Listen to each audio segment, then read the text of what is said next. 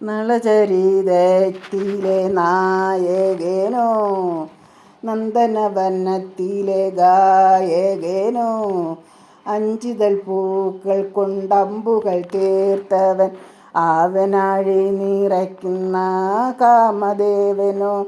നളചരിതത്തിലെ നായകനോ, നന്ദനവനത്തിലെ ഗായകനോ, അഞ്ചിതൾ പൂക്കൾ കൊണ്ടമ്പുകൾ തീർത്തവൻ, ആവനാഴി നിറയ്ക്കുന്ന കാമദേവനോ.